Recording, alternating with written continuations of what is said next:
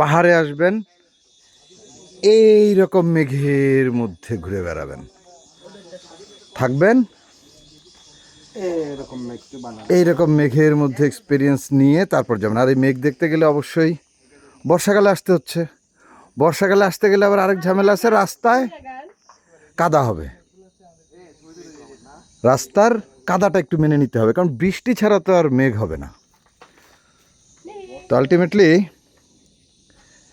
এই মেঘের এই জিনিসটা মানে আনবিলিভেবল। এখন মিরিঞ্জা ভ্যালিতে আসতে পারেন। মিরিঞ্জা ভ্যালিতে মানে এখন তো নতুন হাইপ, এবং এই মেঘ দেখার জন্যই সবাই আসে। বর্ষাকাল আর খুব বেশি দিন নাই। যারা দেখতে চান তারা এই যে কদিন বর্ষাকালের বাকি আছে এর মধ্যে আপনাদেরকে চলে আসতে হবে। বর্ষাকাল না, বৃষ্টির মধ্যে। যাই হোক, চলে আসবেন সবাই। বর্ষাকাল আর খুব বেশি দিন নাই, অল্প কিছু দিন।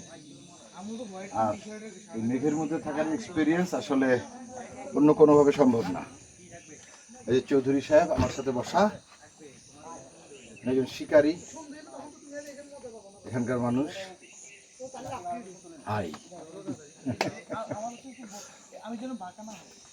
চৌধুরী সাহেব শিকার করে আমাদেরকে খাওয়াইছে অনেক আগে। এখন তো আর অত শিকার টিকার হয় না এই এলাকায়। যাই হোক, এই দিকে দেখেন, এই যে মেঘ আসতেছে আবার চলে যাচ্ছে। ওই দূরে ডিম পাহাড়ের রেঞ্জটা পুরো দেখা যায়, কিন্তু মেঘের কারণে এখন নাই, এখন দেখা নাই। ওই যে রিসোর্টই দেখা যাচ্ছে না, অন্যান্যগুলা ওই রিসোর্ট সব নাই হয়ে গেছে না, সব নাই। এখন আমরা বসে বসে মেঘের মধ্যে একটা চিল মুডে আছি আমরা। আপনারা সবাই চলে আসেন চিল করার জন্য। সুন্দর মেঘের মধ্যে থাকবেন, সুন্দর একটা এক্সপিরিয়েন্স নিয়ে ঢাকায় যাবেন, যার যেই বাড়িতে যাবেন আর কি।